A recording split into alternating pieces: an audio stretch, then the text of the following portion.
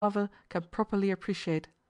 The chefs emitted a hum of applause, and Rocco, long, lean and graceful, retired to his own apartment. Racksole followed him.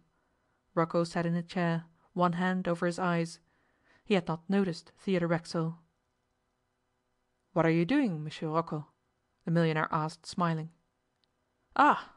exclaimed Rocco, starting up with an apology. "Pardon, I was inventing a new mayonnaise, which I shall need for a certain menu next week." "Do you invent these things without materials, then?" questioned Racksole. "Certainly, I do them in my mind. I think them. Why should I want materials? I know all flavors. I think and think and think, and it is done. I write down. I give the recipe to my best chef. There you are. I need not even taste. I know how it will taste. It is like composing music. The great composers do not compose at the piano." "I see," said Racksole. "It is because I work like that you pay me 3,000 a year," Rocco added gravely. "Heard about Jules?" said Racksole abruptly. "Jules?"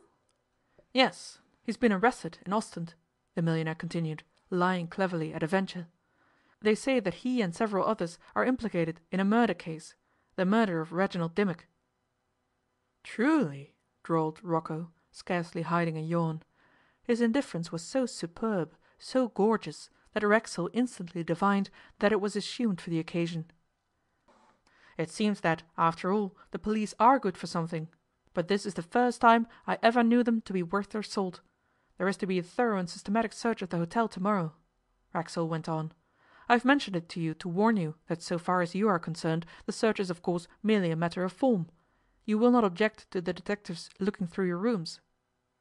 "Certainly not," and Rocco shrugged his shoulders. "I shall ask you to say nothing about this to anyone," said Racksole. "The news of Jules' arrest is quite private to myself. The papers know nothing of it. You comprehend?" Rocco smiled in his grand manner, and Rocco's master thereupon went away. Racksole was very well satisfied with the little conversation. It was perhaps dangerous to tell a series of mere lies to a clever fellow like Rocco, and Racksole wondered how he should ultimately explain them to this great master chef if his and Nella's suspicions should be unfounded and nothing came of them. Nevertheless, Rocco's manner, a strange elusive something in the man's eyes, had nearly convinced Racksole that he was somehow implicated in Jules' schemes, and probably in the death of Reginald Dimmock and the disappearance of Prince Eugen of Posen. That night, or rather about 1:30 the next morning, when the last noises of the hotel's life had died down, Racksole made his way to room 111 on the second floor. He locked the door on the inside and proceeded to examine the place, square foot by square foot. Every now and then some creak or other sound startled him, and he listened intently for a few seconds. The bedroom was furnished in the ordinary splendid style of bedrooms at the Grand Babylon Hotel, and in that respect called for no remark. What most interested Racksole was the flooring. He pulled up the thick oriental carpet and peered along every plank, but could discover nothing unusual. Then he went to the dressing room and finally to the bathroom, both of which opened out of the main room. But in neither of these smaller chambers was he any more successful than in the bedroom itself. Finally he came to the bath, which was enclosed in a panelled casing of polished wood, after the manner of baths. Some baths have a cupboard beneath the taps, with a door at the side, but this one appeared to have none.